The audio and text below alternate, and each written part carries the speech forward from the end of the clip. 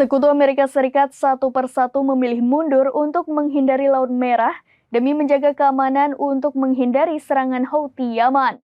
Keputusan menghindari Laut Merah itu salah satunya dilakukan oleh perusahaan pelayaran asal Denmark AP Moller Maersk. Kapal Denmark itu memilih menghindari Laut Merah menyusul serangan terhadap kapal kargo mereka pada akhir pekan lalu. Sebelumnya, Amerika Serikat sempat membentuk koalisi keamanan Laut Merah bersama 12 negara sekutunya. Namun koalisi itu tak mampu menjamin keamanan pelayaran kapal-kapal asing di perairan yang telah diblokade oleh Houthi Yaman. Sekutu Amerika Serikat itu pun satu persatu memilih mundur menghindari Laut Merah demi menjaga keamanan dari serangan militan Houthi Yaman. Dikutip dari tribunnews.com pada Kamis 4 Januari 2024, mayoritas negara sekutu Amerika Serikat memilih putar balik dan mengalihkan rute pelayaran. Keputusan menghindari Laut Merah itu salah satunya dilakukan perusahaan pelayaran asal Denmark, AP Moller Maersk.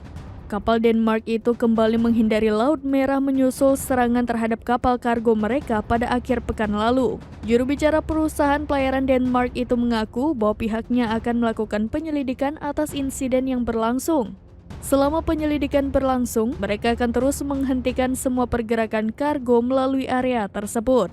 Kapal Denmark itu pun akan dialihkan rutenya dan melanjutkan perjalanan melalui sekitar Tanjung Harapan.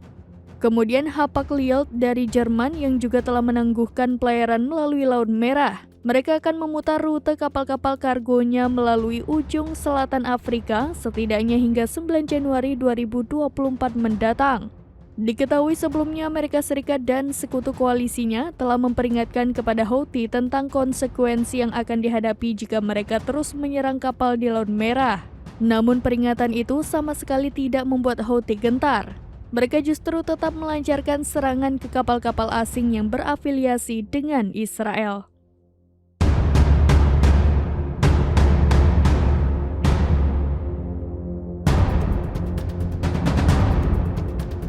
Demikian informasi terkini Syederalun. Saksikan terus berita lainnya di kanal YouTube Serambi News, website dan Facebook serambinews.com.